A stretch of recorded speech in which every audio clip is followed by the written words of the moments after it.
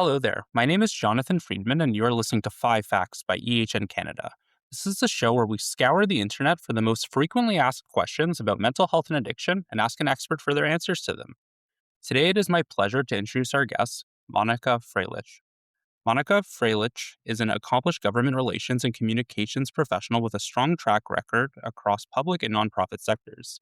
She began her career in public service as a Consti- constituency assistant, pardon my list, friends, supporting community members navigating government processes. Her policy insight and ability to assess frontline challenges led her to serve within the Ontario government, contributing to ministry level initiatives and strategic priorities. Monica later advanced into senior leadership, shaping organizational messaging, public affairs, and stakeholder engagement. Now, as VP of Communications for the Canadian Addiction Counselors Certification Federation, or the CACCF, she leads national communications strategy, government relations, and public education initiatives. Throughout her career, Monica has been recognized not only for her strategic clarity and collaborative approach, but also for her unique ability to identify systemic gaps and build the solutions, partnerships, and programs required to close them. Most recently, she has played a key role in developing standardized intimate partner violence training for police services across Canada. What a resume. Monica, how are you doing today? Well, thanks so much for that very thorough introduction, Jonathan. I'm doing really great today. I'm really happy to talk about this very important subject with you today, and I'm more than thrilled that more people will learn about this subject after listening to this podcast. I feel like initially, like this started out as just conversations around mental health and addiction. And every time I have another conversation with another expert, I'm learning like how far these conversations can branch and how Hmm. deeply stigmatized so many of these conversations are. So I'm really, really glad we get to talk about intimate partner violence today. I'll be straight up and say that I know very, very little about this topic. So I'm personally looking forward um, to learning everything I can from you. I've we of course have our official 5 questions, but I'm going to be super curious Of and probably course. jump a little bit around. Um, Before we get into any of the questions around that, we read your bio, but for me, I'm always interested. Like this is such a like nobody wakes up at 5 years old and says, "I'm going to be in government relations or work for a company like CACCF." You're obviously a brilliant person. Of everywhere you could have gone, why this? You know what? That's so funny because people have always told me that I was born 50 years old. I've always been very concerned about the way that we function as a system and a society. And when you were talking about the different aspects of mental health and addictions and how that really expands, I've always been really interested in those kinds of flow charts. So what happens when somebody enters a system and what happens when they end and how long is that functioning? So I grew up watching the news with my parents, and obviously the news is very tenacious, and they want you to get a little bit upset, then they give you a happy story, and a lot of that comes from politics. And the 5 minutes that you see on the news is nothing compared to the bigger picture. But those 5 minutes really captivated my attention. And I thought to myself, this is incredible. Like, if this is happening every day, I want to be part of it. So I am one of those people that at 5 years old had a mission. I didn't, it was a very interesting way how I got into politics. I basically just started canvassing. That's pretty much how anybody can get involved is that they pick a party they like, they start knocking on doors, and then if you're lucky enough, you're fortunate enough, you win government and you just start from there. I mean, the introduction from a constituency office perspective is a really good foray into politics because you realize a lot of the contentious subjects that there are advertising on the news every day.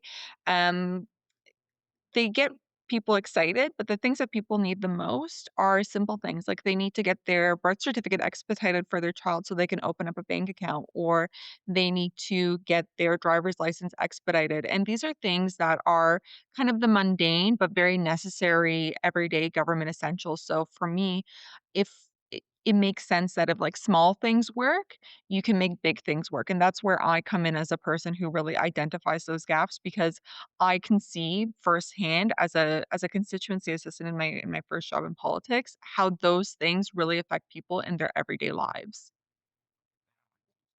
having that experience, like talking to the people and understanding not just like what are the problems that you hear about broadly when you're sort of in that like echo chamber of government, but what are the things that real people are facing today, and how can you use your influence as you move into different parts of your career to sort of really see those gaps, really see how that impacts real people, and what changes you can make to that system. Definitely. That's what I see. That's my lens when I look at problems is, is this fulfilling a need when somebody calls a service, right? So if there is something in theory that is in place to help people, let's make sure it actually helps people. Let's make sure that it gets the job done, and I wanted to always make sure that people felt like they were fulfilled when they left, the constituency office or any job that I held in government, because obviously they've taken the initiative to now pick up the phone, come into the office, whatever it is. At any level, there's a need, right? Because there wouldn't be a need to just call and chit chat and say hi. Like this isn't, your neighborhood bakery, coffee shopper just coming to chit chat. This is somebody who's exhausted their levels of options, and now they want you to help them further, which is totally fair. It's definitely necessary, especially when people live busy lives and they need somebody like a system navigator to help them figure out what actually applies to them and what doesn't. Really, really interesting. So I want to learn so much more about like all of your different experience, and we're definitely going to chat after. But today we have a big, big topic to cover, and I'm Mhm, jump right in. Before we get into like understanding like what the context is and what the gaps that you see are mhm. um, in the landscape of intimate partner violence, can you just describe for our audience who might not necessarily be clinical, like what Sure. exactly is intimate partner violence? Sure. So, intimate partner violence is often phrased as a pattern of manipulative behaviors that are exerted in power and control over another partner. And these behaviors can be subtle, very unabrasive at first, but over time, you realize that they become very obvious signs of constant domination, whether it's sexual, physical, financial, and emotional. And these can happen in relationships between married partners, between partners who have now broken up, but another partner's still going after them, in heterosexual relationships, homosexual relationships. This is any relationship that has moved beyond just a casual friendship, and has really created a bond between each other where one partner is exerting those behaviors of power and control over the other partner. And it could sometimes it's mutual as well, but usually there's a dominant aggressor. Thanks for that. And I imagine a big piece of your work is if somebody calls the police or calls the authorities for support, um, it's not always so clear that there's violence that's occurred. No, it's not. And it's because a lot of these subtle symptoms are what we call coercive control, right? So it can start off as something simple like, oh, I think you're spending too much money. I think I should hold on to your credit card. Or, for instance, I don't really like the friends you're hanging out with. I don't think they're a good influence on you.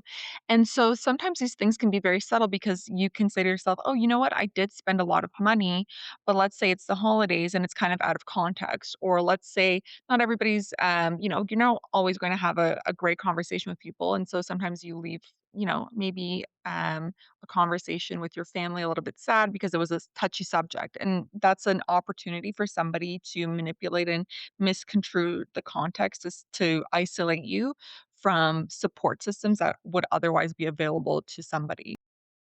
What is the gap that you're trying to work through? What exists and what are you trying to build from that?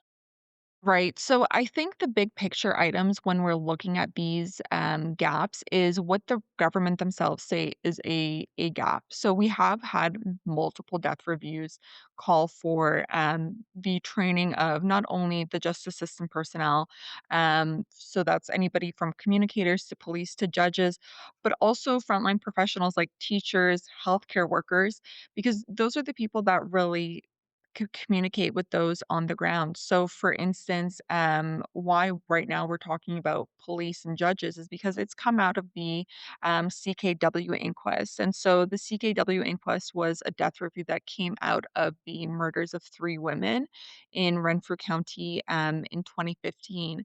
And it was a horrific case of an ex boyfriend killing three of his ex girlfriends. And so, even though this man went to court, um, he was not charged, essentially, he wasn't found guilty, and it created this situation where nobody was helping these women. These women felt like they were in constant isolation because this man kept, being set free until ultimately it led to their murder.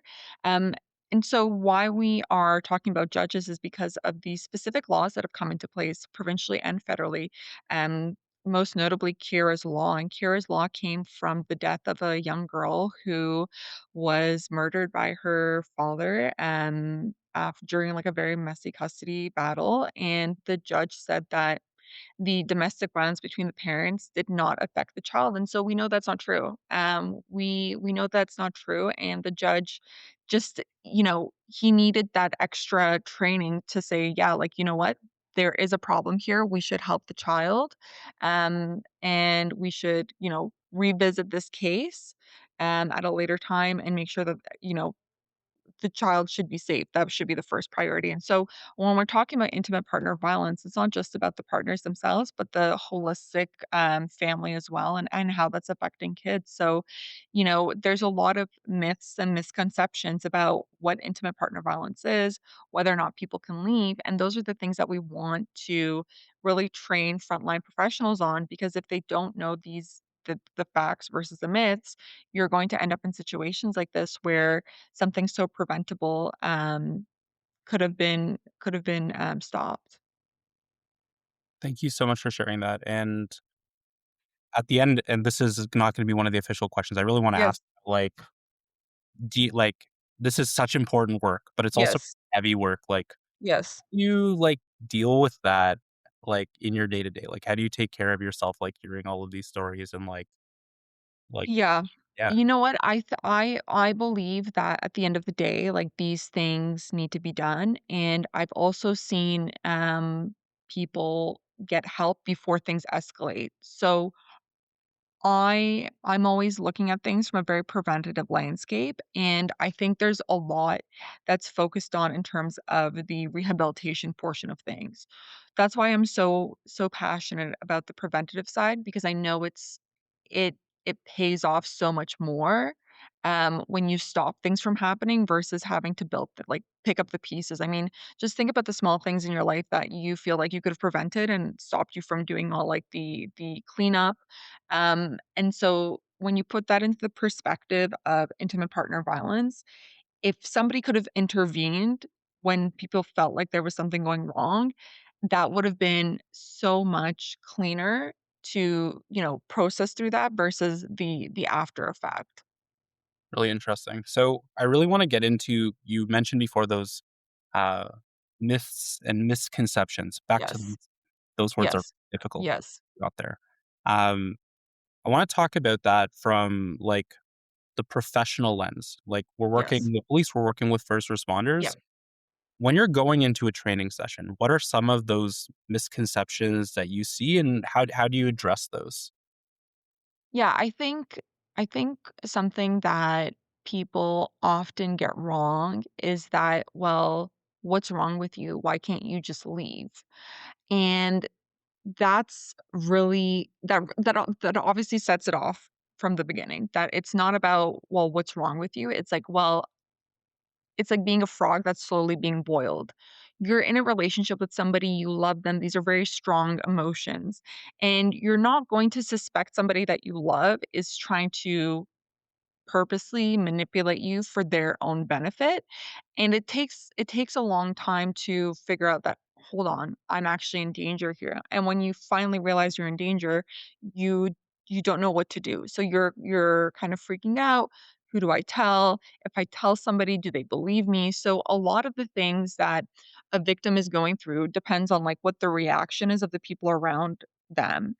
And if the reaction isn't, like an open-ended question, like, "How can I help you?" or "What can we do together to get you better?" And it's more like, "Well, what happened? Like, what" sometimes even say, like, "What did you do to deserve this?" Right? Like, there's these misconceptions like, "Oh, like, maybe she deserved it," or maybe, "She's making it up."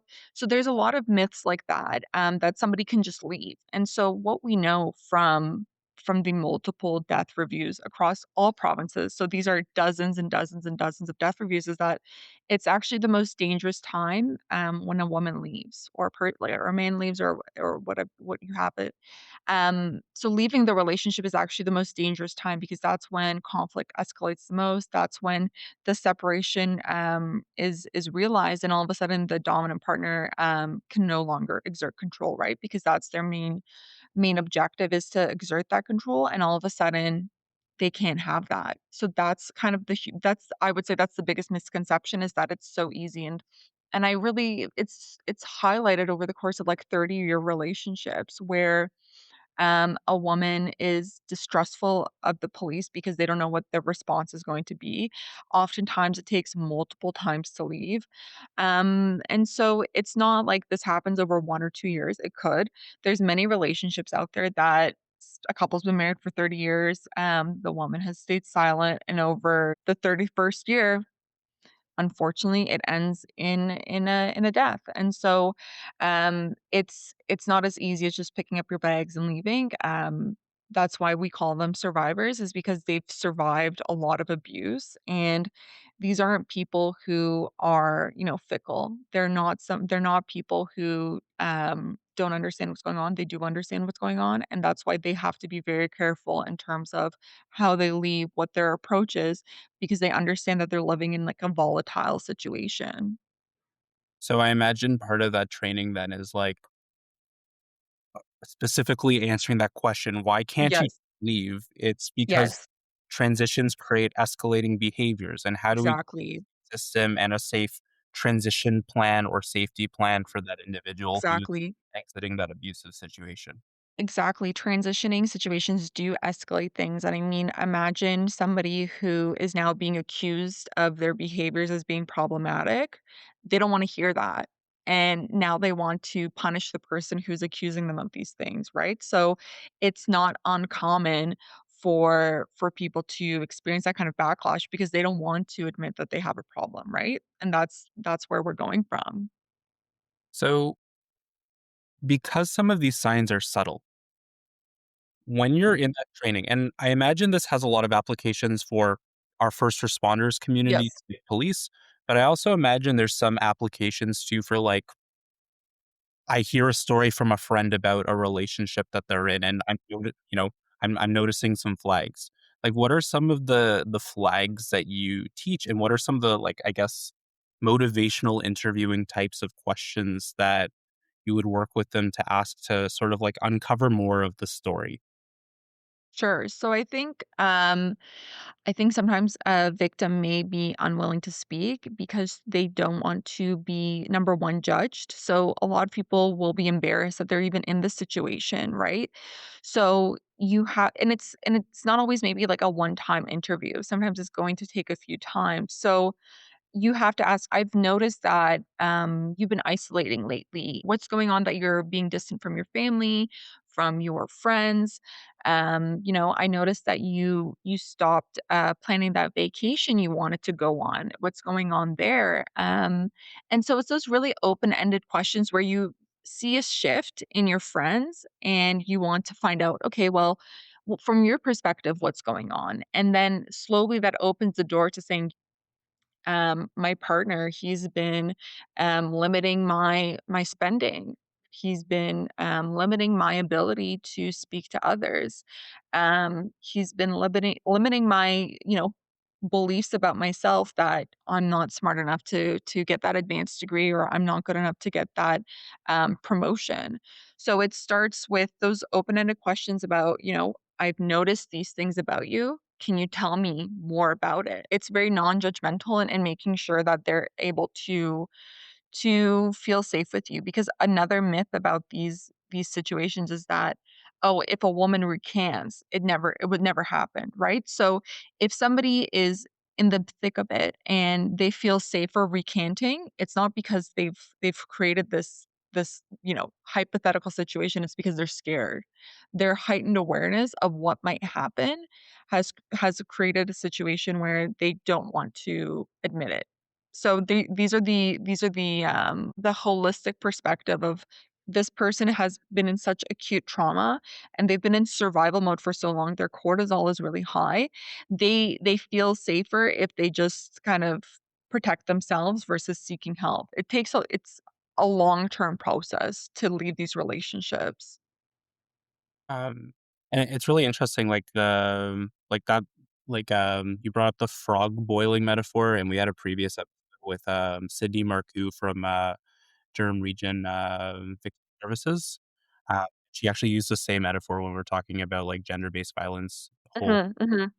and it sounds like a big part of this training, and it should apply a lot more broadly to Yes. responders, but certainly for first responders as well. Is we all come to the table with a certain group of beliefs or Yes. misconceptions or understanding about a specific topic, but Yes. everybody's situation is completely different. And the way abuse or neglect or control or coercion might show up can range in in an infinite amount of different ways. And by removing and checking your beliefs at the door and just asking open ended questions on top of having a trusted relationship or creating that safe space with that individual, that's where you're gonna actually start to understand the story, build that relationship with that individual. So, like, if we ever get to a conversation around transitions, you have that foundation. But also, you're gonna uncover a lot more patterns and Mm.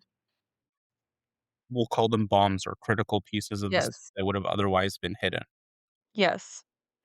Yes, 100%, and I think when we look at a situation like that, a lot of what the preventative measures are in terms of training is asking yourself, what are the barriers to leaving, right? So you've now isolated the victim, sometimes financially, sometimes socially, most cases both. If you have children with that partner, how is that going to affect the children? If you come from a background that values the cohesion of family dynamics over personal safety, it starts to make sense why you're this frog boiling because all of a sudden the systems that were set up to keep you safe are now working against you. And all of a sudden, if you have to change your life 180 degrees, you have to find brand new systems. And that's not easy. That's not easy if you're single, if you're family, if you have a family. And even like think about if you've been in a relationship for 30 years and all of a sudden you want to change, right? Like that's why these things happen so slowly, is because these barriers, they seem like just criteria, like, "Oh, well, I just have to fix 1, 2, 3, 4, maybe a 5th thing," but those 5 things define your life, and defining your life in a whole new lens, it feels like an insurmountable task, and which is why those supports, that you're mentioning, like victim services, are so important because you need somebody to help you along the way to get out of that situation, and when first responders understand those perspectives, it makes it easier for the victim to leave those situations, to feel like they can trust the first responders that are coming in.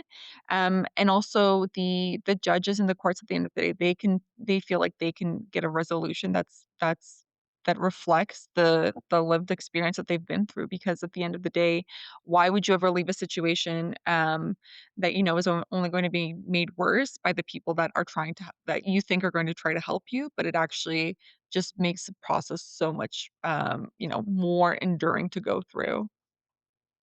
Um, One side of this training, I imagine, is around how we're asking those questions, how we're checking. But Yes.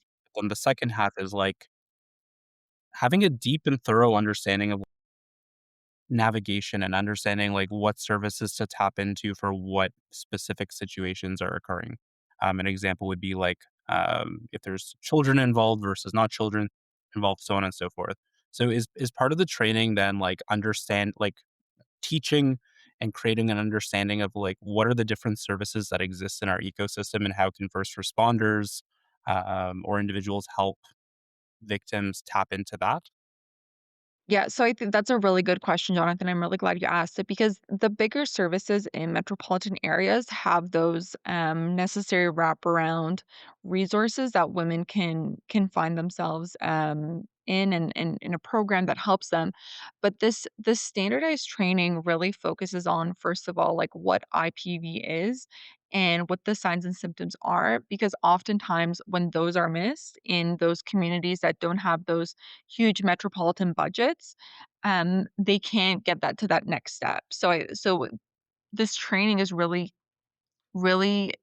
intended for those places where you don't have those huge police budgets to provide those kind of constant, top of the line um, training resources because this is really intense. This is an intense workload, right? And especially as a frontline police officer, you're going from call to call to call, and if you're not being reinforced with the subtle signs of coercive control, of the dynamics of a victim, having to go through like their traumatic experience in live time with an officer, they're going to just perhaps define it in the way that they've understood it themselves without actually getting into the dynamics of what it actually is. And so I think for the training itself, those resources are great if they're there.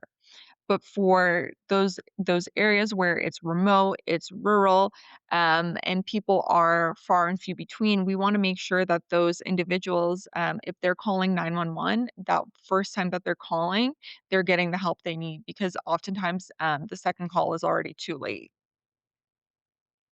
So, are dispatchers like a part of that conversation too? Like having an understanding of like all of those different pieces that are going on that first touch? Yes, of course. So we've also developed a communicators IPV course as well, and so we've made sure that not only is the foundation there, but then for the specific professionals, that training is honed in to make sure that they can help um, help the victim in that situation where they fit in. That's awesome. And I love that I love that this is coming into the world. Like I feel like um and I've mentioned this on the show a couple times, but I feel like growing up so many topics around like abuse or mental health, like these are Yes. not conversations we grew up having, and to like now be in a place where like we're like there are systems that exist and it's being built and it's taking time and sometimes it's frustrating because of that. Like we're actually like able to actually like have these conversations, and I hope like somebody will like listen to like a police services in a different province that doesn't have that training yet will hear this and be like, "Oh yeah, like that makes sense. We should have that too. We deal with that all the time." And I guess my next question is, what like let's say we're in that rural part of, I don't know, Saskatchewan or something like that, and Yeah. they don't have this in place yet. Like what are the steps that they can take to implement IPV training for their first responders, for their dispatchers? Right. So I think the first step is to be consistent. So I think when we're thinking about a place that has like had maybe minimal or no training to IPV at all, I think you have to establish a framework in the terms of let's see how often we're going to implement this, number one.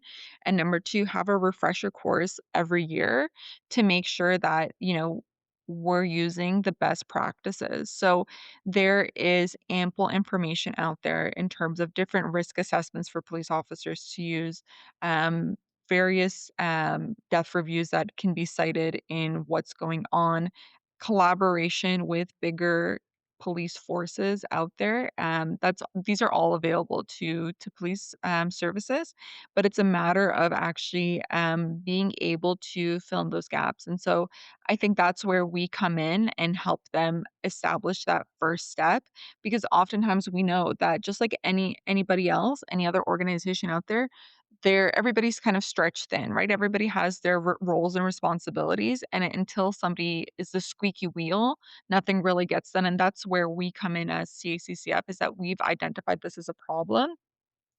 We ourselves were training our addiction counselors in intimate partner violence recognition because there were cases that there were partners who had comorbidities. They had substance use disorder and they had intimate partner violence between the two of them. And so they the addiction counselors needed to be able to respond to that effectively in terms of, like, actually recognizing that this is happening and not just, kind of mark it down and move over, but really creating, let's say, a safety plan with their clients and getting them to that next step of making sure that they're not only getting help for their, substance use, but also for their domestic violence between themselves. So, it's always most important to get that first step in and say, "Listen, like, we've recognized that we have a problem. Let's now get to the next step and make sure that people know what to do once they've recognized that problem exists." And I think, like, truthfully, like, I've been in mental health in, like, some way, shape, or form for, like, 15 years, and, like, I think everyone should be equipped with this. It's just necessary and essential, and end of story. Yeah, 100%. I think from our perspective, it's about being able to respond, empathetically and making sure that when you meet somebody that you're not casting your judgment on them, because I think that's what creates the situation, that victims don't seek help is because they don't think anybody cares. And isolation, just like in a domestic violence situation, is what ends up making things worse when you're seeking help, is that you feel like nobody can help you, and having people understand what you're going through, helps people get out of that situation. Interesting. So we're gonna get to, like, how people can learn more about, like, how to access the training and how to learn more about you. But first, I wanna know, like, what's on deck for you over the next, like, 2, 3, 4, 5 years? Like, what are you working on now? What seeds are you planting? What are you hoping to see, in Canada and in the world in Yeah, this? so we've actually had lots of conversations with those let's say, rural provinces. So we've actually started training with the Rural Newfoundland Constabulary. So they're the first ones that have actually put their hand up and said, like, yeah, we need this. And so we're really excited. We have that going on. And then we're just slowly going through the provinces by provinces, making sure that they are aware of our training and that we can help in that big way in terms of scaling it throughout their justice system personnel. So we're ready. Like, we're looking towards the full system. So not only justice system personnel from communicators, police officers and judges, but also those teachers who deal with the children who have parents who are experiencing IPV, to the healthcare practitioners, whether it's an ER nurse, a doctor, surgeon, OBGYN. We're prepared to foster that learning to make sure that no matter where a victim goes, they're able to confide in their healthcare providers as well. So, if you're an educator or if you're a healthcare provider, if you're a first responder, like, where can people learn more about the work you're doing? Where can people, send like their organization to get that in the books? Sure. So we have our website, caccf.ca, where you can learn more. We are also on LinkedIn. We just finished the 16 Days of Advocacy campaign that was started on November 25th, which is the International Day to End Violence Against Women. So we have lots of information on our website, on our LinkedIn, and if you want to send us an email, we're more than happy to collaborate with your organization to get you set up with some training modules, and we'll be more than happy to work with your organization to make things work.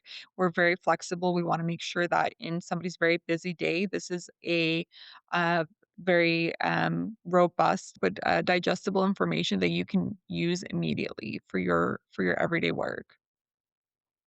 So, absolutely, go. We'll share that link in the description, um, and please go check it out and start that learning. I'm excited that I started that today. So, Monica, thank you so much for that. Um, I'm going to share the link too to that other episode with Sydney Marcoux because I think there's a lot of um, interesting information that shows up in different ways in this episode and that episode. So that'll be in the description as well. And thank you so much, Monica, for sharing your knowledge with us today. Thank you, Jonathan. I really appreciate it.